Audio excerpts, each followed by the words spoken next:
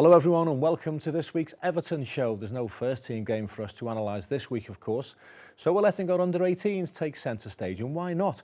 Saturday's 2-0 win up at Sunderland stretched the youngsters' unbeaten run to 9 games. We'll hear from coach Kevin Sheedy very shortly, but Snods alongside me, the young boys are in fine fettle, 9 games unbeaten, terrific. Yeah, it's fantastic. I've spoke to Kev a couple of times as well on the good long run, and he's delighted. He said it's a pleasure to coach him at the minute.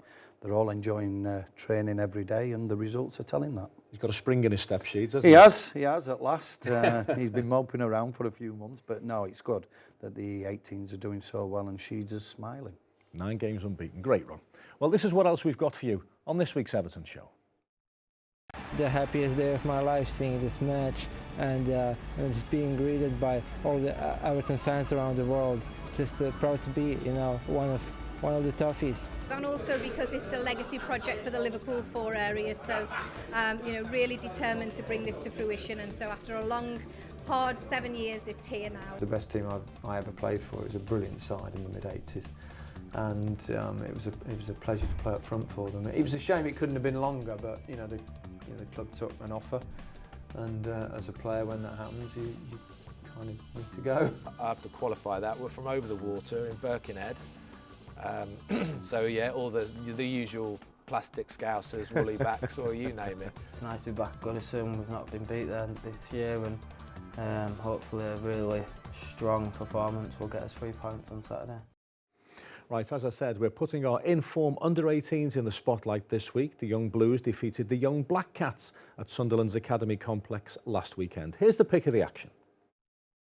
Everton under-18 stretched their unbeaten run to 9 games with a 2-0 victory at Sunderland. Both goals came in the space of 3 first-half minutes, the first arriving when Shane Lavery teed up the unrushing Jack Kearsey, and the midfielder showed neat footwork before arrowing a shot low to goalkeeper Anthony Patterson's right-hand side. If that was good, Kevin Sheedy and his staff were about to be treated to something even better. Picking up the ball just inside his own half, Danny Bramall darted forward, beating 2 men on his way into the box before coolly finding the bottom corner. 2 goals in 120 seconds, a third clean sheet in 4 games followed as the Young Blues held on for victory. It moved them up to 5th in the under-18 Premier League table, with a trip to leaders Manchester City up next on Saturday. I know you get down to Finch Farm to watch the boys and see Sheeds and Tatey and John Doolan and the likes when you can, Snods, and the boys are scoring some really good goals, aren't they? Playing some great football. They are, and it's not an easy place to go up to the North East as well. I usually think that they're quite strong. They're like Sunderland, Newcastle, Middlesbrough, etc. So good performance to go up there. The conditions are always a little bit cold up there as well, but you don't feel the cold when you're winning games. You don't feel anything. All you look forward to is the next game, and I'm sensing that's the kind of confidence that the lads have got at the minute. You go up there and you do talk to the coaches. They're enjoying coaching the players, and the players are loving playing at the minute. So long may it continue. And this time of year, the conditions occasionally at Finch Farm can be quite challenging because it's so open. Yeah, it is. It must be difficult to coach the players in blustery conditions, but it's working at the minute. It certainly is, that's for sure. Well, what's turning out to be a decent season for the Everton under-18s was a bit of a slow burner from the off. The boys didn't make the best of starts, but as I said at the top of the programme, they've shown terrific character to construct a 9-game unbeaten run. And Kevin Sheedy, understandably, is a happy man. We're really playing some good football. I'd like us to score a few more goals now. We're getting in really good positions, but we're not killing teams off. And the games that we drew, we should have won comfortably. So, it's always good to be, disappointed when you're not winning games. But certainly the players are giving it their all, and really pleased with the form at the moment. Which performance pleased you the most, Kev? I think the one against Derby, where we just come off the back of a couple of bad results. We were outstanding on the day. We won 6-1. We were fantastic going forward, scored great goals. So that was really the turning point for our season. The players seemed to grow in confidence and taking on from there. And then all of a sudden now we've got competition for places. Players want to get in the team, so they've got to force so that the quality of the training, rises. So all in all, it's just good, healthy to have competition for places. Just have a quick look at senior football. How proud are you to see Ronald Koeman leading out the Republic of Ireland? That's brilliant. I mean, he's one as I use an example. I mean, when he first came, he was in the reserves, and then he got a move to Blackpool, and that really resurrected his career. You know, he went there, got promotion to the Premiership, you know, came back a different player. I remember him coming on against Tottenham for the 20 minutes, turned the game round, won the supporters over in that 20 minutes, and he's gone on to be one of the best right backs in the Premiership, and then to actually go on and lead your country, it just shows how highly Martin O'Neill thinks of him. He's a great lad, great character, and gives his all, so I'm really pleased for him. You know, nobody deserves it more than him. And as a lad, he's still the same boy that came over from Killybegs all those years ago, isn't he? Indeed, and that's what's brilliant about it. You know, he's not gone to his head at all. He keeps it a level, you know, keeps his feet on the ground. He just goes in, seems to enjoy what he does, loves what he's doing, and you know, you like to see people get rewarded for that kind of endeavour, and for him to have the armband for Ireland is a fantastic achievement for him. And people say that Seamus Coleman can't be the only golden nugget over there in the League of Ireland. There must be other good players just waiting for the opportunity. What's the level like over there? Yeah, it's a good level, and there's all, you know, there's good lads coming over at different clubs and all that. Obviously, we've got our scouts over there, and we're hoping to, you know, we've got a couple of young lads coming over at the moment playing for our 16s. So we're always looking to unearth the next Seamus Coleman. And there will be players over there, so hopefully, you know, they come to Everton rather than other clubs. And you must keep a special eye on them because you've got a vested interest at club and country level, of course. Indeed, yes. So I mean, I love my time over when I played for Ireland, the European Championships, the World Cup. So fond memories, and obviously I love going back over to Ireland. You know, have a great time and all that. So it's every opportunity I get to scout, I do go over there. I bet Sheedy does like going over to Ireland, Snods, by the way. I know. I remember a couple of times I went over to watch him when he was playing for Ireland, and they had positive results, and I tell you what, one of the best nights I've ever had out in my life. No wonder they love used to getting together, playing the game, and winning it, because they had a fantastic time over there. Win, lose or draw, the Irish supporters always illuminate a tournament, don't they? They're brilliant. I went to Wembley one year, and they come in the thousands, and the noise that they made were, and I'm the most passionate English supporter ever. I ended up joining in the Irish songs. It were infectious, and that's how they are as a nation, whether they're playing rugby, football, whatever. And Sheaves epitomises that. You love the whole Seamus Coleman story, don't you, from start to finish? I do. It's fantastic, and he plays in the position that I represented Everton in. So I really look towards him a lot, and I wish I scored anywhere near the goals he scores. Such a lovely lad as well. What a grounded boy. Right, it's from the academy to the community now. The piece of vacant land at the top of Spellow Lane was purchased by Everton to build a new community hub that will be accessible to all facets of the local area. We heard from Denise Barrett-Baxendale on a recent Everton show, and she's been the driving force behind this new facility. There will be a formal launch early next year, but last Friday, Denise wanted to thank everyone involved in the physical construction. So she gathered together a host of ex-players, staff and ambassadors and arranged a nice little get-together.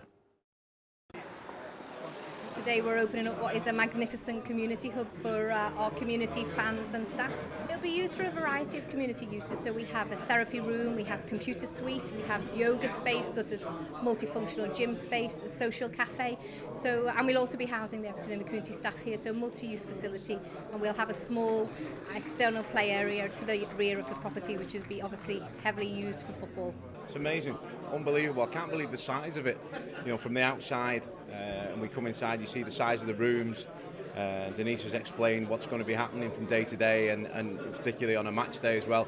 It's just wonderful. It's just amazing for us to be part of this, and you know, brilliant work by all the builders, the architects, all the people who've worked on it. It's great that this can be handed over to the community, and for Denise and her team to run it as brilliantly as they do.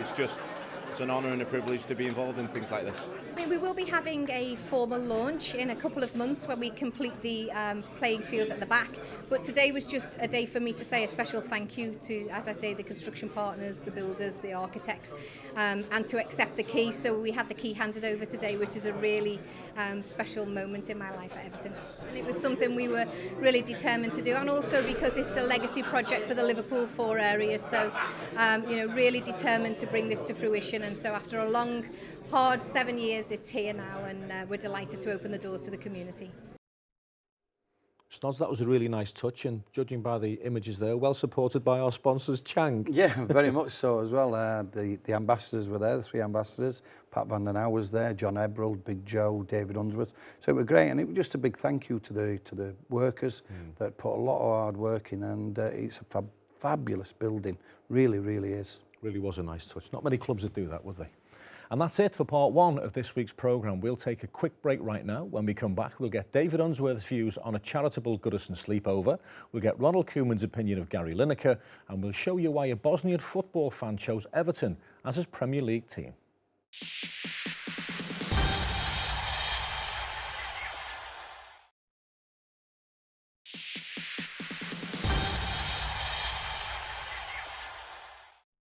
Welcome back to part two.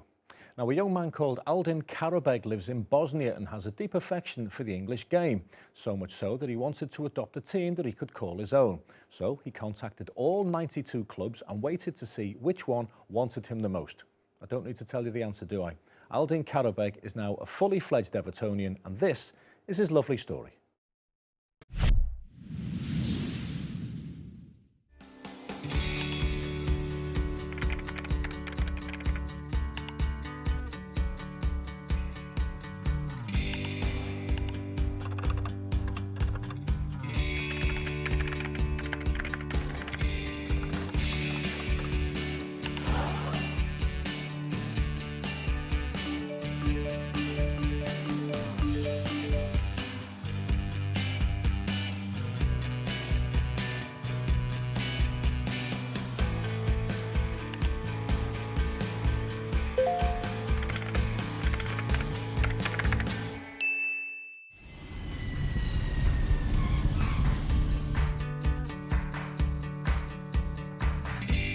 It's an incredible city, you know, the docks, the sea, just the buildings there. It's just something you can't see in Bosnia. I met Mo Besic. It was absolutely amazing to speak with him. He gave me a signed jersey, and that was extremely special for me. An incredible player and a really nice person. Seeing the emotion from Aldin and his mum at being here and how appreciative they are to be here to experience this, it really is, it's humbling really, to be honest. It makes me feel really proud that he's here now, and I spoke to him and he said he's having the best time, so it's lovely to think that that email has, you know, brought this on. It's great. Being an Evertonian isn't about being a football fan, it's about being a member of a family, and the more members of the family we can have, the better. It's really nice to have Aldin amongst our own. So many people at one place, you know, chanting for a team, 40,000 people, that's about the population of my town. Singing and the chanting, it really overwhelmed me. When I started all of this, when I messaged 92 clubs from the Football League, I didn't expect it would come to all of this, and you know, me being at the Goodison Park. It's Lukaku, and it's a goal! This is surreal. The happiest day of my life seeing this match, and just being greeted by all the Everton fans around the world. Just proud to be, you know, one of the toughies.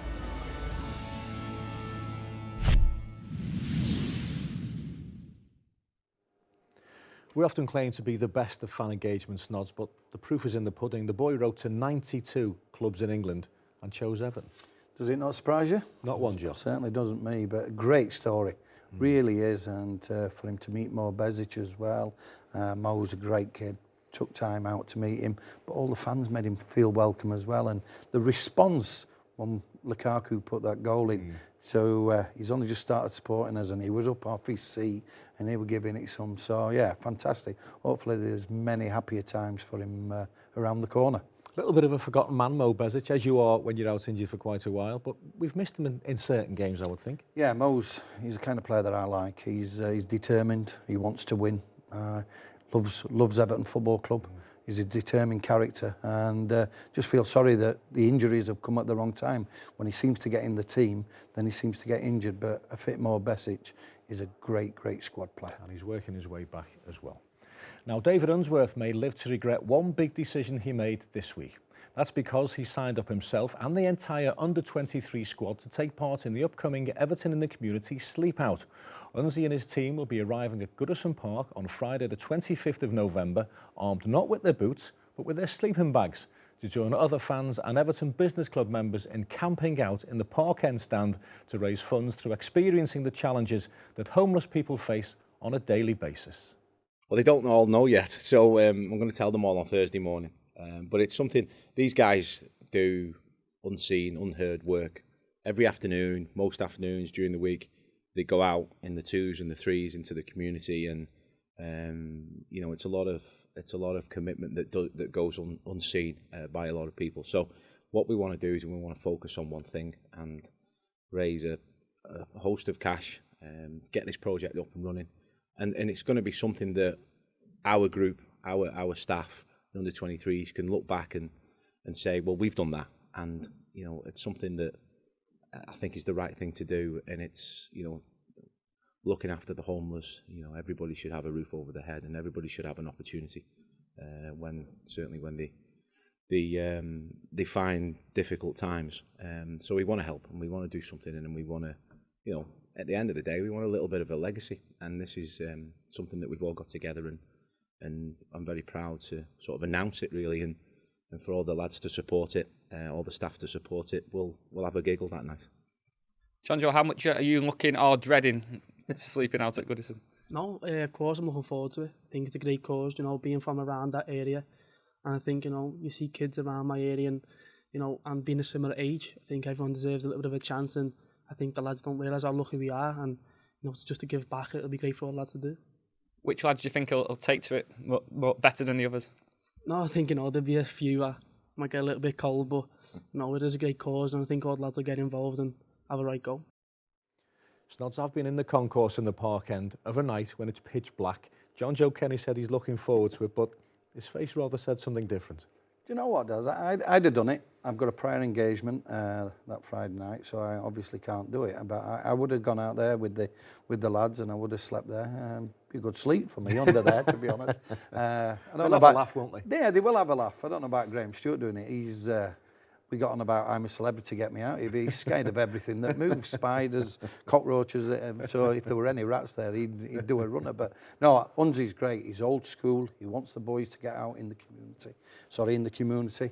And I think it's great. Get the young lads out there and show the fans what they mean to them. It's never too early to learn how to represent Everton Football Club, is it? Certainly isn't. Well done, Unzi. Again. Right, we're hearing from Ronald Koeman now, but he's not going to be talking about Everton. The boss, of course, is a former Barcelona player. In fact, he's a bit of a Barcelona legend, and so, maybe to a slightly lesser extent, is Gary Lineker. The Match of the Day host is our big interview guest in part 3 of this week's show, but before we end part 2, here's what Ronald Koeman thinks of Gary Lineker. I know him, of course. I played against him, against Gary in our times of football, and then, of course, I had some interviews already before the interview of today.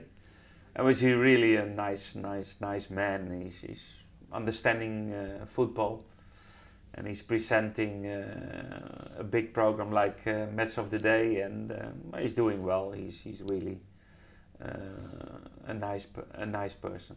Did you know much about his record with Everton, the single season he had here in 1985-86 when he scored 40 goals in one season? Not a lot, of course. About the history of Everton when I came, of course, the interest was bigger than it was before. But I know that he was one season Everton player, and he scored a lot of goals. But he was always scoring. He scored goals in the Premier League. He scored goals in Barcelona. He was a top striker. You managed to keep him quiet in the World Cup match in 1990. Do you remember that? Yeah, I remember that. It was difficult. It was not our best performances in that tournament, but we know we were in the same group with Ireland and England and Egypt, I think, at that time, and it was an ugly 0-0, I think, the final result. Did you enjoy chatting to him about Barcelona and Cruyff? You didn't play together there, but you're at the same club at the same era. Yeah, he knows the club, of course. He was the striker, but at that time they changed a lot of players, and finally I think Johan Cruyff was really the most important person in Barcelona to change the style of playing and to change really the fight and to win the fight against Madrid. With regards to Everton, you and Gary Lineker just missed each other, didn't you? Yeah, we did. I signed, and actually the club had a flat at the end of Lord Street in Southport, and I moved into there. for the first few months till I found accommodation, and a letter came through the post, and it was Gary Lineker, so I gathered he had the flat just before me. But fantastic player. Played against him as well, and always played on the defender's shoulders. Great pace, great finisher, and it just proved he had that season at Everton, 40 goals. He's different class. And I can imagine the flat was a bit tidier when Lineker had it than when you had it. It certainly was, but no, I only stayed in it a couple of months, and then I bought myself accommodation in Southport. But no, going on to Gary, he's had some great clubs, great career. I think he's great at his job now, and yeah, I'm sure he enjoyed his time at Everton, even though it was a short period. Was he one of those players you could have in your pocket for 89.5 minutes and then take your eye off him, bang it? Yeah, I think he were. I think he probably not 89 minutes, but there'd be 2 or 3 occasions where he tried to get in behind you with his pace, and he had electric pace. He really did. So I don't think many defenders would have liked playing against him. Always nice to see Gary Lineker down at Finch Farm. Right, we're halfway through this week's Everton show. Coming up after these few adverts is our big interview slot with the man who scored 40 goals in his one and only season with Everton Football Club. Don't go away.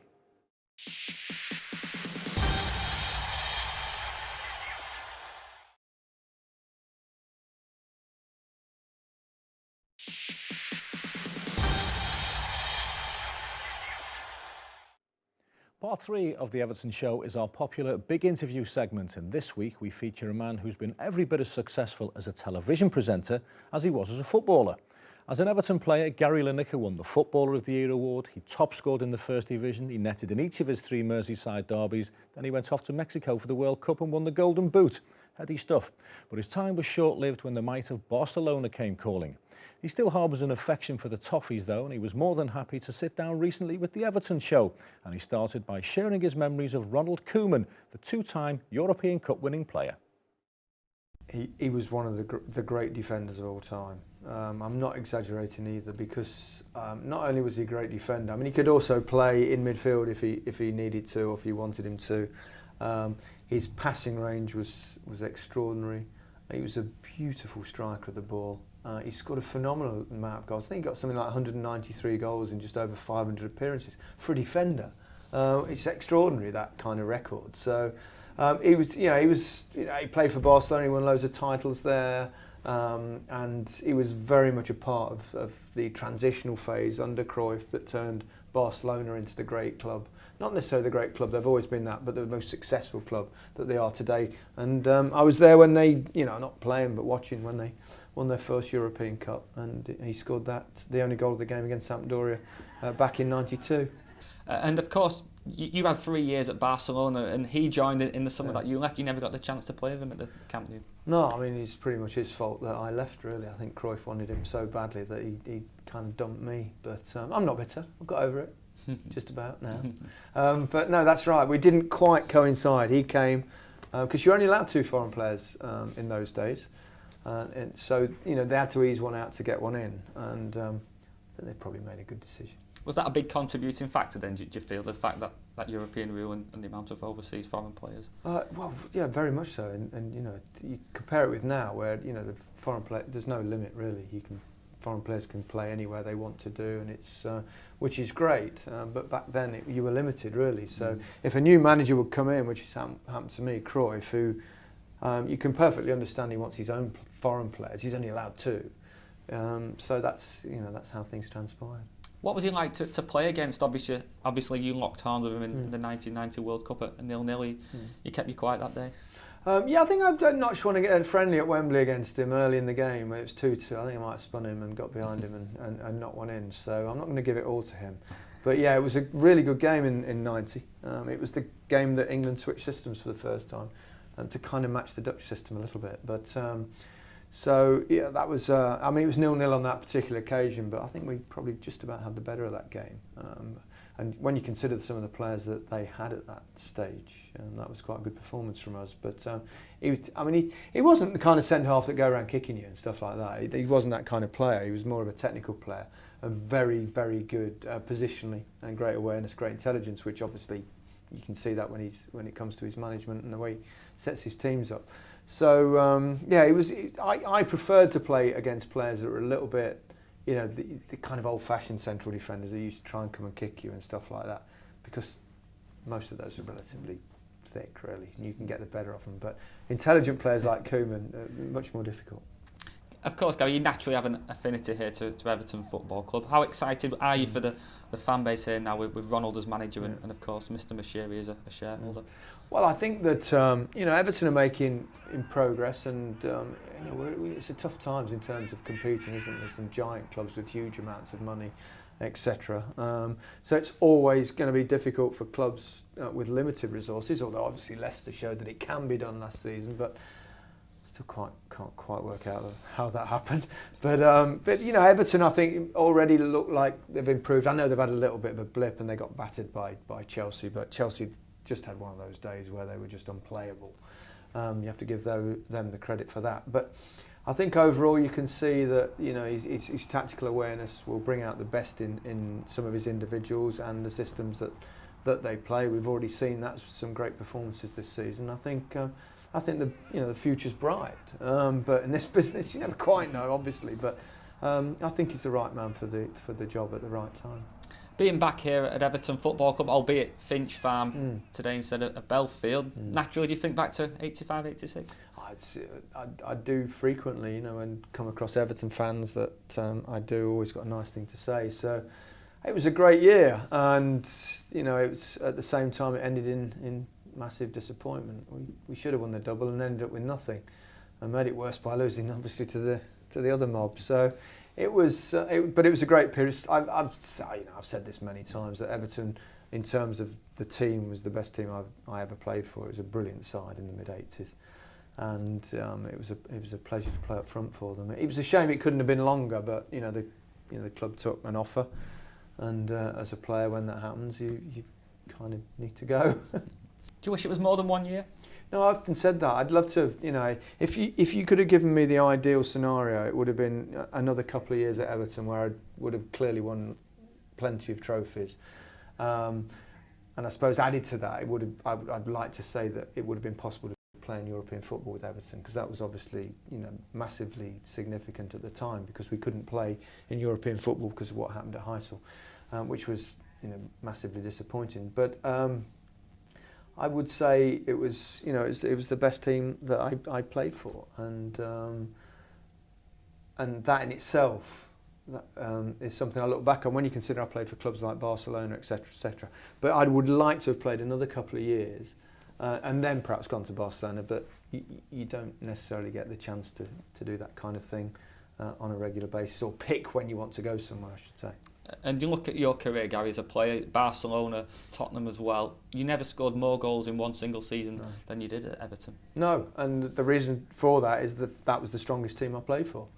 It's the most creative side. We had great width and getting balls in from Trevor on one side and Sheedy on the other. That tough midfield. I mean, you can all name the team now, so I still remember it 30 years on. So it was a really good side, all-round side, and I just still can't quite believe I didn't win a trophy while I was here. Just look at the here and now then finally, Gary. Obviously we have to talk about Romelu Lukaku. Just how good is he and his potential? Well, his potential's huge. He's a very impressive striker. I mean, he's like all strikers, they blow hot and cold from time to time. And you would like to see, as he progresses, as he matures, he's still very young. That consistency will improve. But Rami's a beast. He can score goals with his head, he can take people on, he can beat them, he's quick, he's strong, he's a good finisher. He's got it all, and he's proving under Ronald as well that he got over that bad patch, didn't he? And now he's banging in the goals again. And who's to say maybe this year he could finish the Premier League top goal scorer? Would you see that's a realistic possibility? Well, it's a possibility. I mean, there's a lot of opposition, obviously, and some of the big sides are flying at the moment. Costa for Chelsea, Aguero's always going to be there or thereabouts as well, and obviously one or two others. Kane might get back and start scoring goals prolifically like he did last season as well. So, but I don't think he'll be far off, especially if Everton get on a run and start, get their form and confidence back. It's always an interesting debate, Snods. Lineker was undoubtedly a fantastic player for Everton. He scored 40 goals in one season. Then he left for Barcelona, and the following season we won the league. Now, you played in the side that won the league. Would we have won the league with Lineker in the side? Because the goals were spread out a bit in 86, 87, weren't Yeah, I've talked to a couple of lads about this, Sharpie and Sheeds, obviously, about it, and they said they changed the way when Gary come for that one season, and benefited him massively. 40 goals, so who knows? Because Sharpie had a great understanding with Adrian Heath. You talk Sharpie, and I think out of all the strikers he's played with, he liked playing with Adrian Heath the best. So they had a great relationship. Kevin Sheedy weighed in with goals. Trevor Stevens weighed in with goals. Derek Mountfield would get 7 or 8 goals. So yeah, goals were coming from different areas instead of one main striker. So I don't know, but he was some player. He was some player. How good was little Inchy, Adrian Heath? Great, great. When I first came, I thought he loved the ball into his feet, linked up well with Sharpie. But then the more you played with him and got to know him and trained with him more than anything, he'd explain, he said, Snods, I might come short sometimes, but that means I want it in behind. Because he'd just come short and then spin very quickly. So you knew not to play into him straight away. You knew they were going to spin and just clip it over the top. But I just thought the understanding, he was a very, very clever footballer, an amusing footballer as well. Yeah. Great lad. But I just thought the system that Howard played early doors suited Adrian Heath and Graham Sharp to benefit Everton Football Club. It was interesting that Gary Lineker came in to replace Andy Gray, and as he said himself, the Johan Cruyff had to move him away from Barcelona to get Ronald Koeman in. And we were at an event with Ronald earlier in the week, and he was asked if he regretted not getting the chance to play in the top flight in England, and he simply said, I played for Barcelona. Yeah, he just raised his eyebrows, didn't he, and said, well, I played for Barcelona. Massive club, absolutely. The great tradition, still are a great club. And yeah, to play for Barcelona is a big, big thing. So you can't blame Ronald Koeman, and you can't blame Gary Lineker for wanting to go over there and try his luck against Spanish players. Sorry. And he done well as well, didn't he, Gary Lineker? He did do well. Score goals wherever he goes. Natural born goal scorer. And that's it for part 3. Coming up in the 4th and final section of this week's show, we'll hear from Rugby World Cup winning Evertonian Matt Dawson, and we'll start the countdown to Saturday's Premier League visit of Swansea City through the eyes of Tom Cleverley and, of course, Ronald Koeman.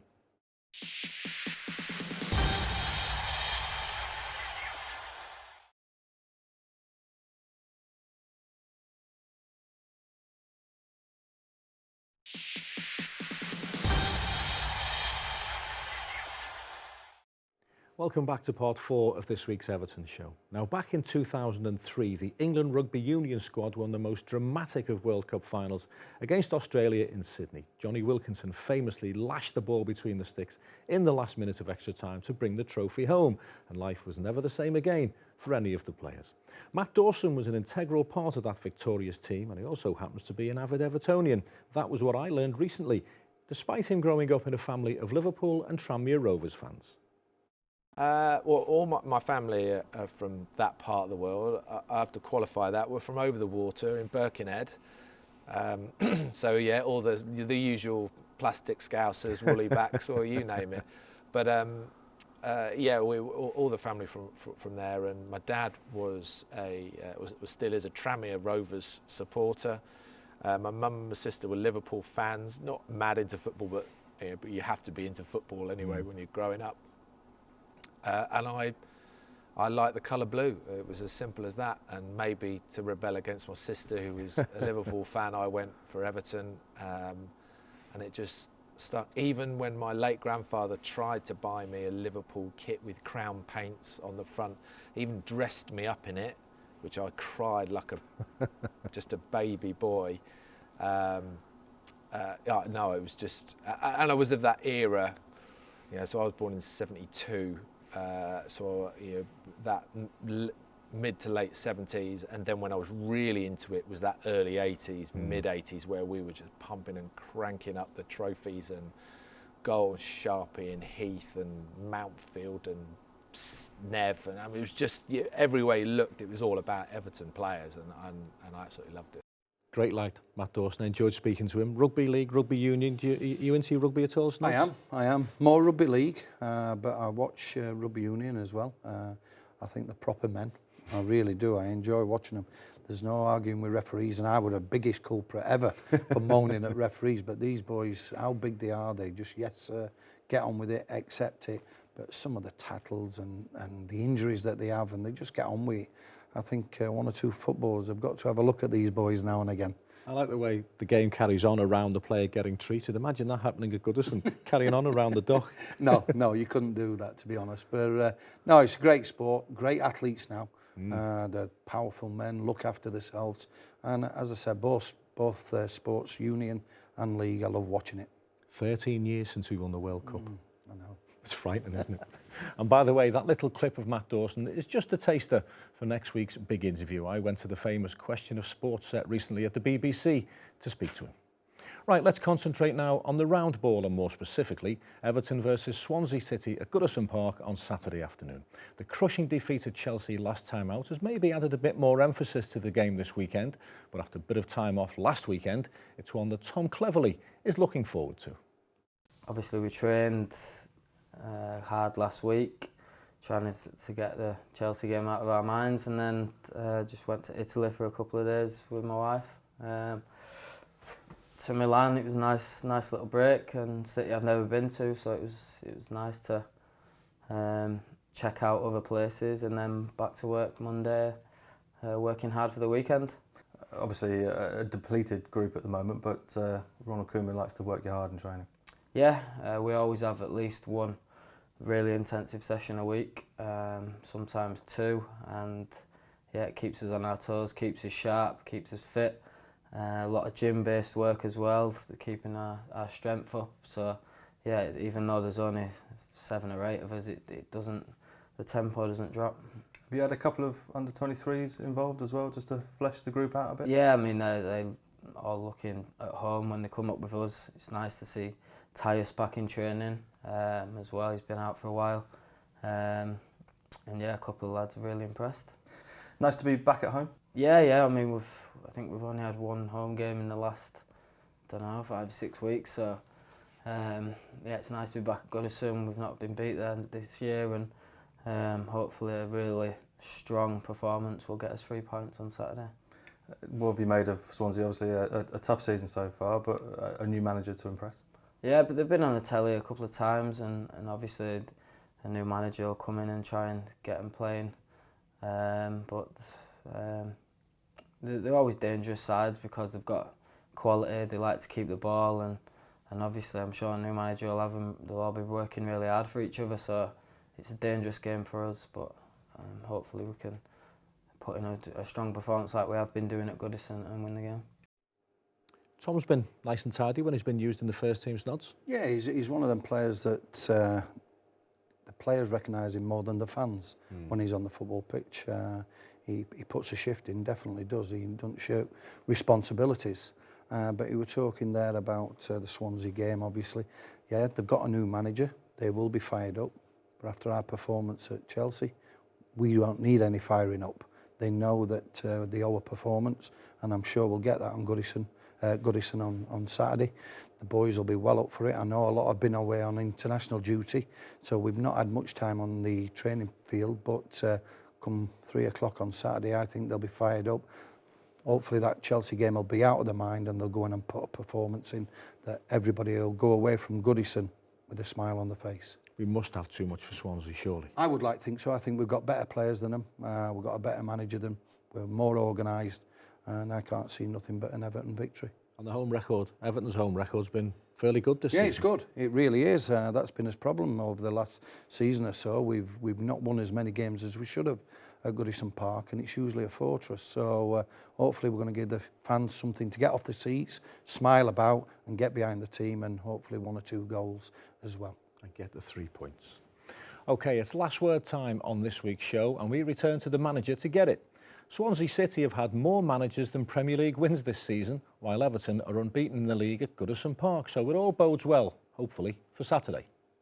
You need to feel yourself strong at home. You have the support of the fans. Of course, sometimes you need to win that support in the way how you play, in the way how you press. And I think I expect a really a good reaction of the team after what happened against Chelsea, because that was really a very poor game in every aspect of football, and you can't accept that. And okay, it was difficult because I had the time to think about what happened that day, but the most of the players were out and playing for the nation, and other focus in that time. And but okay, it was a difficult period because you like to analyze, you like to talk to the players about what happened that day. But okay, it's a short preparation for Saturday, but I believe and I'm really confident in the reaction of the team. There's a blow in terms of not having Gareth Barry available this weekend, but of course we get Idrissa Gana Gueye back and available.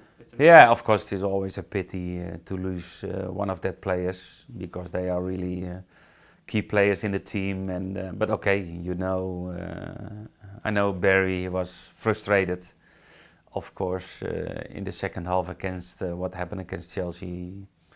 Make a fault, and there was really you can expect a yellow, but okay, it's part of the football. And Ghana is back, and in 1 week Barry is back. Okay, we know, and we need to prepare ourselves because injuries, suspended players is part of football. It'll be a big day for Ashley Williams. It's the first time he'll go up against his old team. Yeah, it will be a very special game for Ashley because he played a long time for Swansea. He was the captain over there, and it's special. But okay, he's really that professional that he knows. He's Everton player and good feeling with Swansea before the game and after the game, and go for a good result for Everton this weekend. It's a case nods of 1 in, 1 out for the gaffer against Swansea on Saturday. Gareth Barry is missing because he picked up a 5th booking at Chelsea, but on the plus side, Idrissa Gueye is back from his suspension. Yeah, I'd like to have them both in the team at the same time together, but unfortunately Idrissa missed the game against Chelsea. Gareth's going to miss this one against Swansea because they complement one another very, very well. But on the other side, we've got a couple of players coming back from injury. Hopefully we'll not miss Gareth. I don't like saying that because he's a fantastic player and I'd like to see him playing every week. But we've got a squad that I think players can come in and fill that gap, whether it be 1, 2, 3 games, etc. So place up for grabs there. And the boss has said time and again he wants as much competition for every position as possible. Yeah, and rightly so as well, because he keeps you keen as a player. You've got to be on top of the game all the time. Keeps him thinking as well, the manager, on what formation, who's my best players for this certain game. And it'd be interesting come Saturday because there's a few coming back from injuries as well. Leighton Baines, James McCarthy, etc. Don't know whether they'll be pushing for a place, whether it'll be too early for them, but a full squad is great news for the boss. Very quickly, will Swansea park the bus and just try and avoid defeat? They'll not have a chance because we'll get an early goal and they'll have to come out and we'll win comfortably. There you go, Snod says so. Full commentary, of course, from Everton against Swansea City will, as always, be on evertonfc.com on Saturday from the kick-off time of 3 o'clock with myself and Snods. 3 points could conceivably lift Everton back into the European places and life would be a lot more rosy once again. Well, wherever this roller coaster of a season takes us, we'll certainly be along for the ride, and we know that you will be too. Thanks for your company this week from myself and Snods. Enjoy your weekend.